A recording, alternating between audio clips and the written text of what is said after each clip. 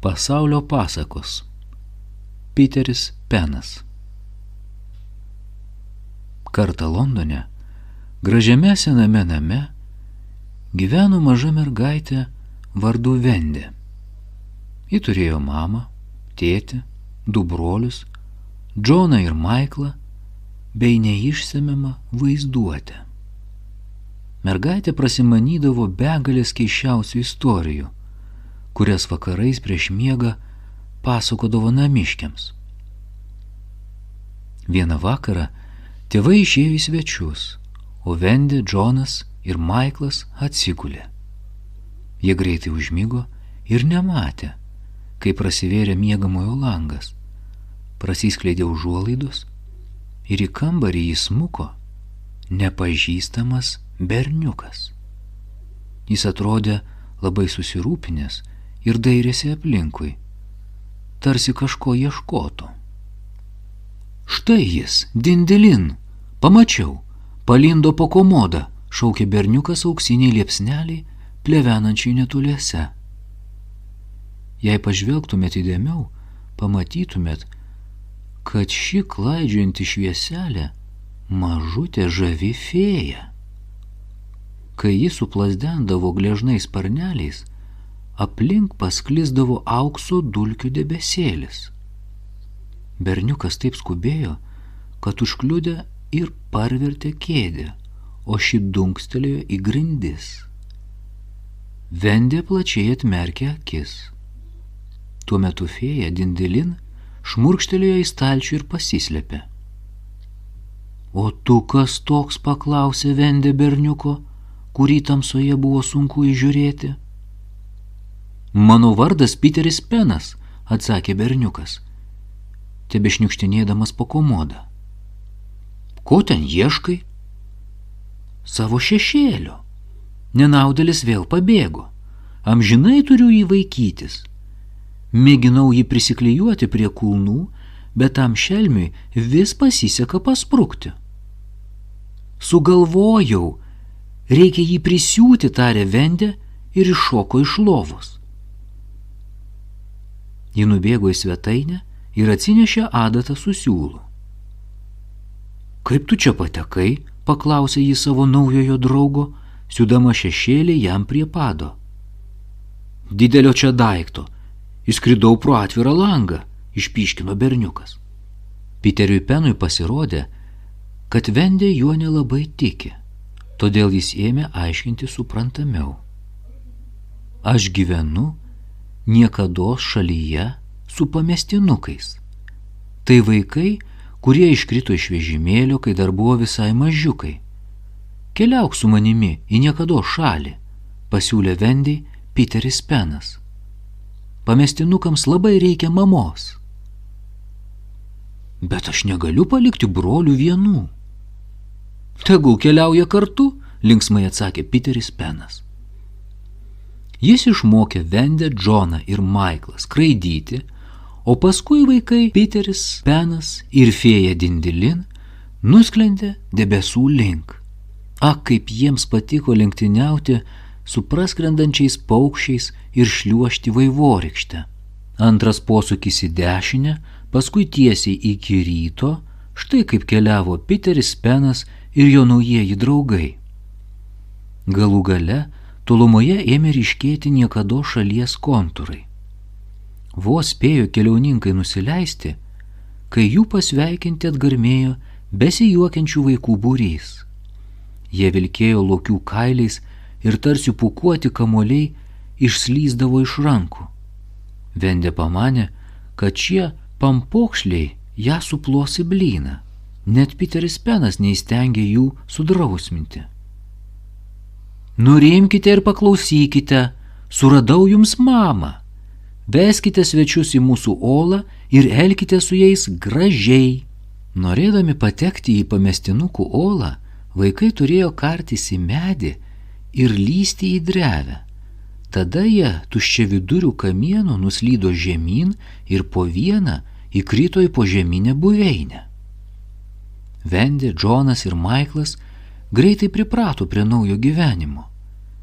Vendė kaip tikra mama rūpinosi berniukais, skalbė ir adė jų drabužius. Ji žiūrėdavo, kad 7 vakaro visi jau gulėtų lovose, o prieš miegą sekdavo jiem pasakas.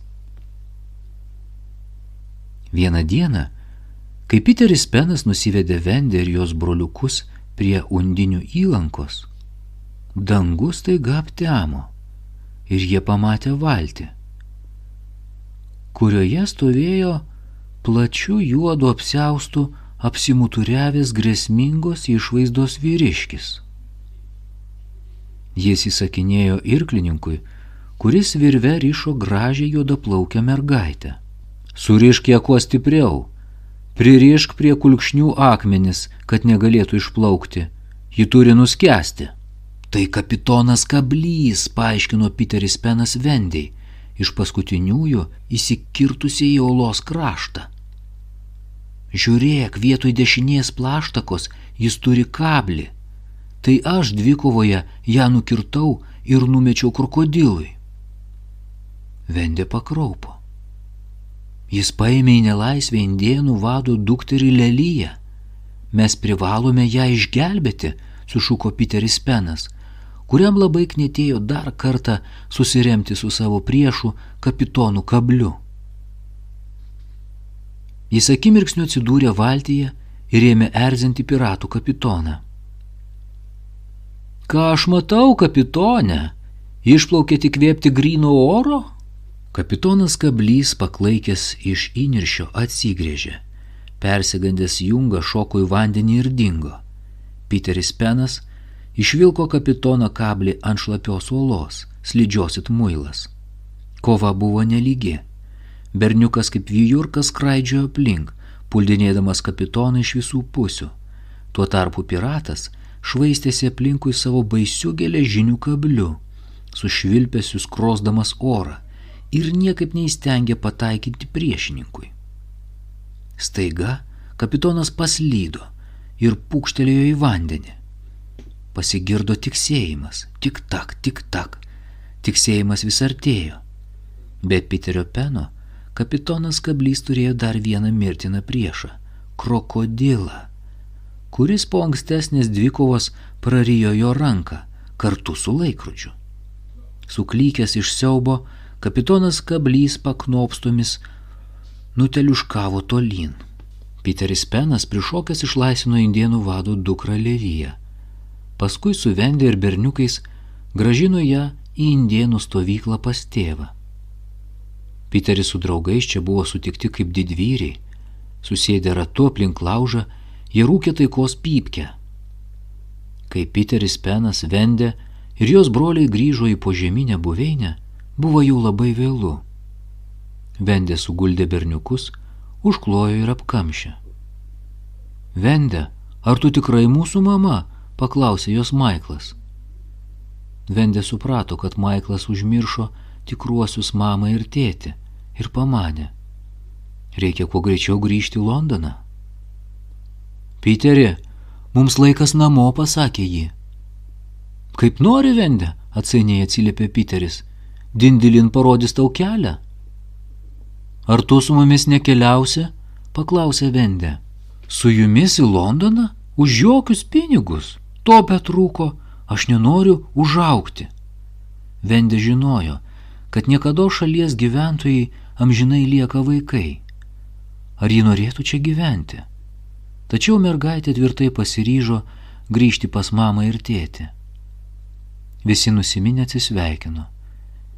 Piteris apsimetė, jog jam nei šilta, nei šalta, bet Vendė suprato, kad širdies gilumoje jis labai nelaimingas. Lįsdami iš drevės vaikai išgirdo baisų triukšmą. Įsiutęs dėl pralaimėjimo, kapitonas Kablys užpuolė raudonodžių stovyklą. Kol nepasibaigė kova, vaikai negalėjo išlysti lauk, bet jie žinojo, kad indėnai po pergalės muša būgnus, vadinasi, jie išgirs būgnų dundėjimą, kelias laisvas. Narsūs indėnai kovėsi kaip liūtai, tačiau buvo užklupti netikėtai ir piratai juos sumušė. Kapitonas Kablys nugalėjo, tačiau šios pergalės jam neužteko. Iš tikrųjų, jis troško susidoroti su Piteriu Penu ir jo būriu. bet kaip juos išvilioti iš požeminės slėptuvės. Kapitonas Kablys sumanė baisią klastą. Jis įsakė mušti būgnus. Oloje kilo džiaugsmingas šurmulys. Griaudėjo būgnai, indėnai laimėjo, šaukė Piteris Penas ir vaikai. Patikėjęs draugų pergalę, pirmas išlindo Džonas. Vienas piratų griebė jį, įkišo į maišą ir įmetė į laivo triumą. Paskui jie sučiupo Maiklą ir Vendę. Fėja Dindelin buvo sugauta tinkleliu drugeliams gaudyti. Ne vienas iš 4 belaisvių nespėjo surikti ir perspėti Piterio Peno. 3 iš baimės drebantis vaikai buvo pririšti prie laivo didžiojo stiebo, o Fėja Dindelin uždaryta paukščių narvelyje. Kapitonas Kablys pikdžiugiškai išsišiepė ir leipo iš džiaugsmo galvodamas, kaip visus sušers krokodilams. Tačiau pasimėgauti kerštu jis nutarė kitą rytą ir nuėjo miegoti. Kol kapitonas knarkė, Dindelin pavyko išsprūsti pro narvelio virbus. Ji kaip šūvis nulėkė pas Piterį Peną pranešti apie ištikusią nelaimę. Berniukas tučtuojau atskubėjo padėti draugams. Kai jis nusileido piratų laive, visur buvo tylu ramu. Tik krokodilo plaukiančio aplink laivą pilve tiksėjo laikrodis. Dantingasis padaras neabejojo, kad greitai prisišveis iki kaklo. Vaikai iškart pažino Piterį Peną, bet jis davė jiems ženklą tylėti ir visus atsargiai atrišo. Pasišovė miegančiam kapitonui Kabliui padaryti staigmeną. Piteris Penas prisėlino prie kapitono kajutės, atidarė duris ir garsiai suriko: "Pergalė arba mirtis, kapitone!" Kapitonas Kablys šoko iš lovos, tačiau Piteris Penas taip vožė priešui į tam tikrą vietą, kad šis susirietė. Triukšmas pažadino piratus, šie susigrūmė su Džonu ir Maiklu, bet berniukai jau buvo spėję nudžiauti jų ginklus, todėl nesunkiai įveikė užpuolikus. Kapitonas Kablys ir Piteris Penas liko dviese, laukė lemtinga dvikova. "Na, pienburni," sušuko kapitonas Kablys, "išmušė tavo paskutinę valanda." "Kur ne, piktadary," atkirto berniukas, "verčiau pasirūpink savimi." Jie ėmė kapoti kardais, net kibirkštis pažiro.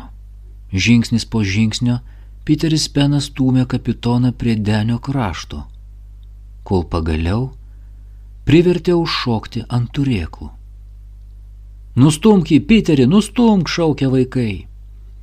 Piteris Penas pirtelėjo ir kapitonas Kablys, mosikuodamas rankomis it sparnais ir klaikiai rėkdamas, išlėkė už borto, tiesiai į pražiotus krokodilo nasrus. Piteris Penas davė komandą pakelti bures ir laivas nuplaukė į Londoną.